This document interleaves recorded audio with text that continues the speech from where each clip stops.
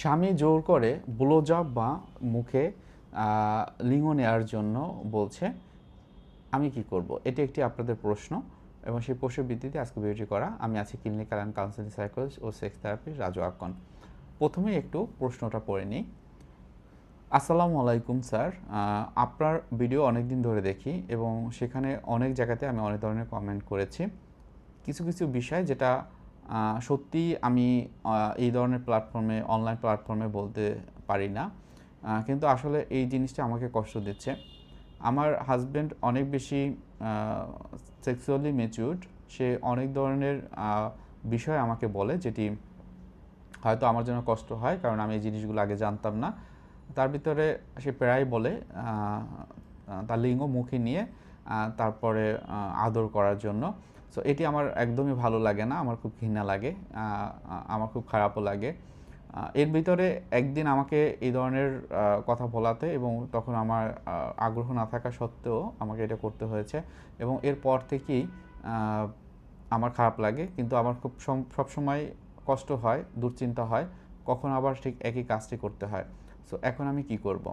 So অসংখ্য ধন্যবাদ যিনি এই প্রশ্নটি করেছেন, এবং আসলেই এটা অনেক সময় অনেকের ক্ষেত্রে একটা সমস্যার কারণ হয়, যেহেতু কনসেন্টটা খুবই ইম্পর্টেন্ট। যখন সেক্সুয়াল অ্যাক্টিভিটি করা হয় হাজব্যান্ড ওয়াইফ বা যার সাথে, যে পার্টনার সাথে করা হোক না কেন, সেক্ষেত্রে কিন্তু কনসেন্ট, অর্থাৎ আগে জানিয়ে আসলে কী ধরনের অ্যাক্টিভিটি তার ভালো লাগে, কোনগুলো তাকে বেশি আনন্দ দেয়, কোনগুলো খুব বেশি ইন্টারেস্ট নাই বা থাকে না, সেগুলো কিন্তু জানা ইম্পর্টেন্ট। এখন যদি সম্পর্কের মধ্যে জোর বা চাপ থাকে, সেটা কিন্তু ভালোবাসা নয়, সেটা হয় একটা সমস্যা। এখন এই জায়গাটাতে যে সমস্যার ভিতর দিয়ে যাচ্ছে, অবশ্যই তার অবস্থানটা আমরা বুঝতে পারছি। তার ভিতর তীব্র অ্যাংজাইটি, ভয়, হতাশা এটা কিন্তু কাজ করে।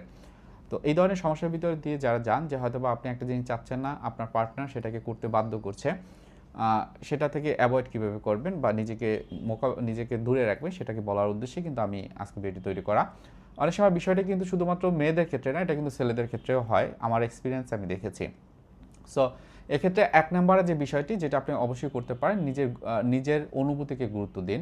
আপনার অস্বস্তি একদম বাস্তব এবং এটা গুরুত্বপূর্ণ। সেই বিষয়টা অবশ্যই একদম সফট মাইন্ড নিয়ে, সফট কণ্ঠে, সফট ভয়েসে আপনার পার্টনারকে আপনি বুঝান। ২ নম্বরে যে বিষয়টি, সেটা হলো জোর করে কিছু করা ঠিক না। সম্পর্কের মধ্যে সম্মতি, যেটা আমি প্রথমে বলেছি, খুবই গুরুত্বপূর্ণ। সেক্ষেত্রে আপনি যে এই বিষয়টা সম্মতি আপনি দিচ্ছেন না বা এটা আপনার কমফোর্টেবল লাগছে না, আপনি বলেছেন যে এটা আপনার ঘৃণা লাগে, আপনার এটার মাধ্যমে আমার কষ্ট হয়।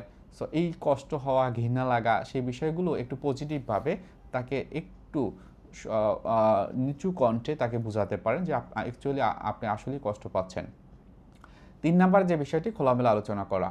হয়তোবা এমন হতে পারে যে একজনের সেক্সুয়াল অ্যাক্টিভিটি বা সেক্সুয়াল আর্টস এক এক রকম থাকে এবং সেইখানে সেক্সুয়াল যে বিহেভিয়ারগুলো বা আচরণগুলো ভিন্ন ভিন্ন থাকে। সো একজনের আচরণ এক এক রকম থাকে, সে পার্টনার কাছ থেকে এক এক রকম আচরণ আশা করে। এই ক্ষেত্রে যদি এই সমস্যাটা আসলেই আপনার ক্ষেত্রে মোকাবেলা করতে কঠিন হয়, তাহলে বিষয়টা আপনার পার্টনারকে সাথে কথা বলে তারপর এই বিষয়গুলো আপনারা কিন্তু নিয়ন্ত্রণ রাখতে পারেন। ৪ নম্বরে যে বিষয়টা হয়, যে সীমা নির্ধারণ করা।